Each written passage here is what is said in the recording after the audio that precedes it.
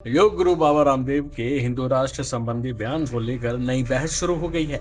उनके बयान पर मौलानाओं ने प्रतिक्रिया देते हुए कहा है कि भारत का संविधान सभी धर्मों को समान अधिकार देता है और देश की पहचान इसी आधार पर बनी हुई है। बाबा रामदेव अपने बयान पर कायम है। इस मुद्दे को लेकर सोशल मीडिया और राजनीतिक गलियारों में जमकर राजनीति हो रही है। सुनिए मौलानाओं ने अपने बयान में किन किन नेताओं के नाम लेकर क्या क्या कहा।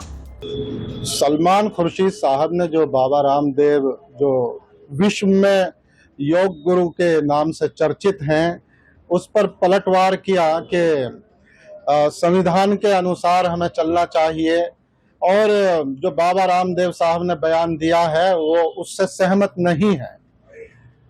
देखिए, बाबा रामदेव साहब ने जो बयान दिया है उससे मैं पूर्ण रूप से सहमत हूं और इस्लाम के भी वो अनुसार है बयान, क्योंकि इस्लाम के नजरिए के अनुसार हजरत आदम अलैहिस्सलाम जो धरती पर सबसे पहले नबी और सबसे पहले इंसान और खलीफा बनाकर अल्लाह ने भेजे हैं, और अम्मा हव्वा इनके जरिए जो तमाम संतानें वजूद में आई हैं, और इस रिश्ते से पूरी दुनिया के लोगों का एक खूनी रिश्ता है और फिर वो उनका सभी का डीएनए एक है।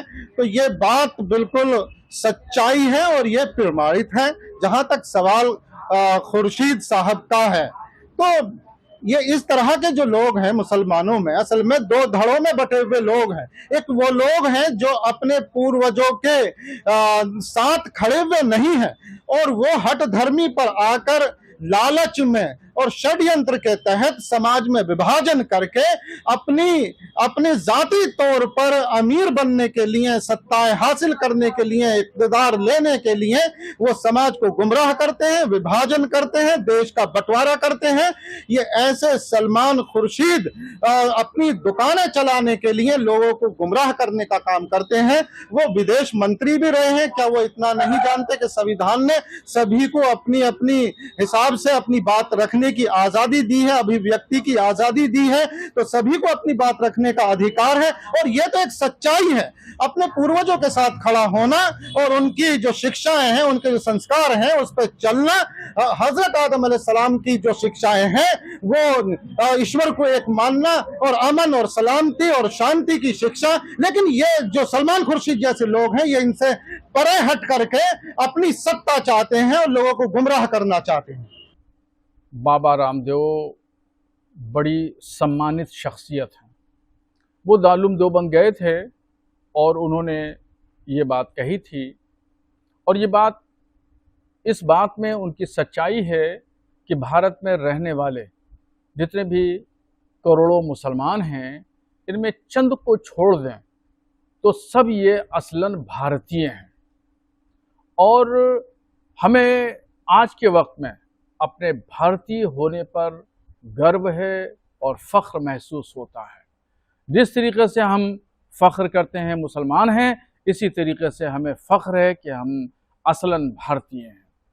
और तारीख़ में इस बात का सबूत भी है कि भारत के जो करोड़ों मुसलमान हैं, इन लोगों ने धर्म परिवर्तन किया, तब्दीली मज़हब किया। तब्दीली मज़हब करने के बाद सूफिया के हाथों पर इस्लाम कबूल किया, और आज जो है वो मुसलमान दर मुसलमान होते हुए हम लोग मुसलमानों की औलाद हैं। मगर पीछे अगर चले जाएं, जहाँ पर भारत में इस्लाम की शुरुआत होती है, तो वहाँ पर उस वक्त भारत में उंगलियों पर गिन लेने वाले मुसलमानों के अलावा और कोई मुस्लिम आबादी नहीं थी। इसलिए बाबा रामदेव का ये बयान बिल्कुल दुरुस्त है। उन्होंने कहा है कि हिंदू राष्ट्र की अगर कोई बात करता है तो मुसलमानों को इससे डरने की जरूरत नहीं है। अब रह गई बात हिंदू राष्ट्र की, तो मैं उनके इस बयान पर सहमत नहीं हूं कि भारत एक लोकतांत्रिक देश है, जमहूरी निज़ाम के तहत चलता है, और यहाँ का जो संविधान है वो पूरी दुनिया में मिसाल के तौर पर पेश किया जाता है, नमूने अमल है, लोगों के लिए एक बेहतरीन नमूना है जो डॉक्टर भीमराव अंबेडकर ने संविधान बनाया। और उसमें जितने भी मजहब के मानने वाले हैं वो सब आज़ादी के साथ में रहते हैं, सब लोग अपनी जिंदगी दिनचर्या गुजारते हैं। हर शख्स को हमारे भारत के संविधान ने आज़ादी दी है, मुसलमानों को भी आज़ादी दी है और मुसलमान भी आज़ादी के साथ अपने मजहबी रसूमात अदा करते हैं। हम हिंदू राष्ट्र वाले बाबा रामदेव के बयान पर मुत्तफिक नहीं हैं। भारत जमहूरी मुल्क है, जमहूरी मुल्क रहेगा।